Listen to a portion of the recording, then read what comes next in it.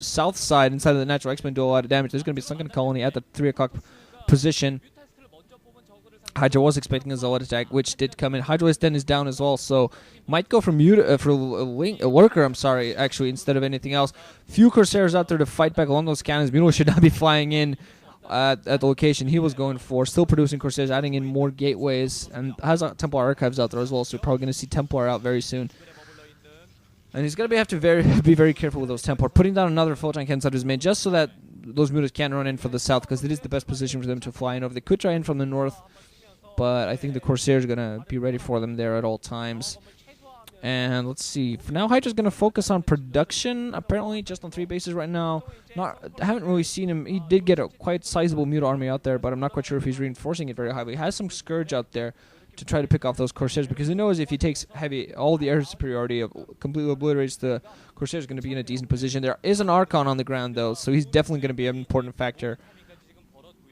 One or two splash hits from an Archon on those Muta numbers, and you're going to find yourself with way too heavily damaged Mutas to take any hits from anybody, really. I think I heard a Corsair die. I think they actually might have hit heard a Scourge die, so they might be picking up something. One zerging here at the 12 o'clock position, thinking of like, I'm going to block a base. Second Archon out there coming in as well, so Stork going to go for a heavy ground army.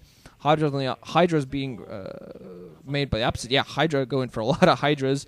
I'm wondering whether Hydra. You know, when you name like Hydra, you should only go Hydras every game, nothing else. That should be a rule. You know, your name is Hydra, you name yourself after a StarCraft unit, you should always go for that. Like, there's a guy out there whose name is Barracks. That's his name. So he is only allowed to go M&Ms every single time, nothing else. He's only allowed to go for SKT builds. At best. At most. He should only be allowed to go for anything else. Mutalo's coming in, getting some hits on those Corsairs, and Scourge not going to be able to follow and pick all of them off, but he did do a decent job of dodging those Archons around and getting some decent hits on those Corsairs. Stork stopping now production of those Corsairs. Hydra has a robotics facility coming in. I'm wondering if that's going to be for observers or whether he's thinking of switching up into Reavers. Don't really think it's going to be the good idea to do that there. It might be a good way to, because he's not going for a Templar, it would be a good idea to, a good way to defend his natural, because without the heavy splash support, the heavy rain kind of area damage of the High Templar, you're going to be in a little bit of trouble against the heavy grouping of Hydras. Archons are not too effective against Hydras because they can just so well avoid their attacks. A lot of Zealots out there as well for Stork, going for weapons too right now. Still also some High Templar out there. I'm wondering whether they have Storm or not, whether it's just going to morph it into an Archon or what. Just going to be wondering. Storks versus Zerg is not his best matchup, definitely. But his versus Zerg is very good the further it gets into the game. The closer he gets to late mid-game, to late game. In late game, his versus Zerg is stellar. I mean, he can take down any, and I mean any Zerg in the game on any day if it gets to late game. Just his late game army control is absolutely magnificent. He's got the micro going. He's got the macro going. But it's this early to mid-game that he has sometimes trouble with. It's when you best can capture him off guard. When Stork gets his third base going, gets that fully mining, gets that huge ball of Protoss, is going to be a good position. Hydra's going to move out now. Huge number of Hydras move up. Zealots are going to try to engage them. A couple Archons trying to come in from the sides and splash. They're actually, no, they're going to run away. Zealots going to act as shields. Almost all of them going down. And now Stork's going to be in a lot of trouble. One High Templar. Whoa, it's almost dead. Almost got picked off. High Templar. He's going to have one Storm. I think he had 2 more, but he's not too much. One Storm going to get off on those Hydras. Good Storm, and Hydra's just running them right in. Few Dragoons on the side as well. That blockade, the only thing protecting Stork at the moment. He looks like he's in a lot of trouble. His High Templar is almost dead. He needs one more Storm. One more Storm might save him here. He has that Archon and those Dragoons to defend from the back. I think he's popping down a couple more cannons. Yeah, a couple more cannons. Actually canceling one. Just as soon as that Forge was going down, Dragoons are going to try to attack this at the front. Mutalo's coming in as well, trying to pick that High Templar. High Templar, picks off the Mutalo's before they do anything. At the moment, Stork just trying to delay, moving in with those Archons as well. Some Dragoons fighting about those Hydras, but a lot of Hydras coming in. Stork just desperately waiting on this Templar to do something. Corsairs coming in as well, trying to do some damage, trying to take some of these shots. Hydra's penetrating fully. Oh, huge Hydra army. Stork at the very least has a quick route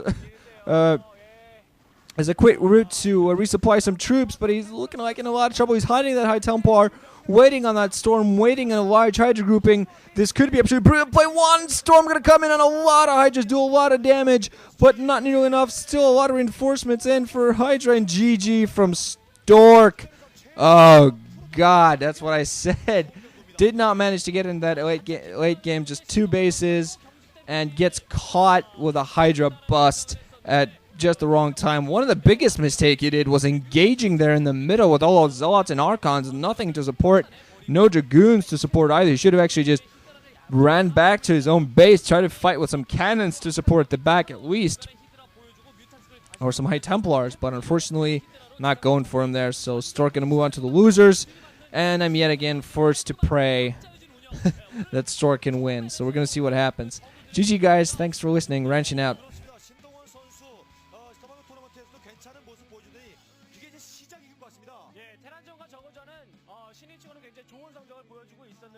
프로토스전이 약간 아쉬운 성적이었었거든요. 지금까지의 4패가 좀 아쉬운 성적인 건 분명했었는데 송병구 선수를 잡아내고 분명히 자신감을 좀 얻었을 것 같습니다. 그렇죠. 송병구 선수를 꺾으면 자신감 얻었기 때문에 그동안 한 번 진 적 있는 도재욱 선수를 상대 이기게 되면은 16강 갑니다. 그렇죠. 충분히 가능성이 있습니다. 도재욱 선수가 저우전에서 뭔가 약점이 있다라는 평가를 많이 받는 선수고 실제적으로 좀 그런 모습을 보여줬었기 때문에 송병구 선수를 이렇게 깔끔하게 잡아낼 정도의 실력이라면 신동원 선수가 가장 1차적으로 16강에 2조에서 올라갈 가능성이 높다고 봐야겠죠. 자, 침착하자. 한 경기만 더 나오면 이제 16강이라는 생각을 하고 있는 것 같습니다. 자, 과연 쾌속으로 16강 갈 것인지. 방금 있었던 경기를 한번 돌이켜볼까요? 질럿과 아칸이 나갔잖아요. 네. 스톤 개발 중이었고요. 예. 찰리스크가 지금 여기 와서 이거였네요. 이거였군요. 네. 이게 순식간에 반응을 했는데 사이언스톤 개발이 약간 좀 더디게 됐었던 것 같습니다. 바로 뮤탈스크 보자마자 어차피 지금은 완료가 된 상황인데 초기에 붙을 때는 스톤 개발이 아슬아슬하게 될 만한 이런 시기였던 것 같기도 해요. 야, 저게 다 살아있었으면 스톰이 6방 아닙니까? 예, 물론 뭐 그렇게 뮤탈스가 다 달려들었기 때문에 스톤 개발이 완료가 되어 있었다고 하더라도 잡히는 거는 변함이 없었던 사실이어서 신동원 선수의 어떤 그 뒤로 파고드는 전략이 좋았다고 말씀을 드려야 될 것 같기는 합니다. 그리고 나서 뮤탈스가 희생당하고 그 다음에 히드라로 꾸준하게 밀어붙이는 경기 능력이 아주 좋았어요. 보통 붙었을 때 뒤에서 기다리고 있다가 하여튼 나오는 걸 잡을 줄 생각하는데 찾아다니는 서비스 신동원 선수입니다. 잠시 후에는 이제 승자전 경기가 되겠습니다. 이제 패자 부활전은 정정현 선수와 송병구 선수가 됐고요. 잠시 후에 승자전 도재욱 선수와 신동원 선수 둘 중에 하나 누가 16강 가는지 지켜보시기 바랍니다.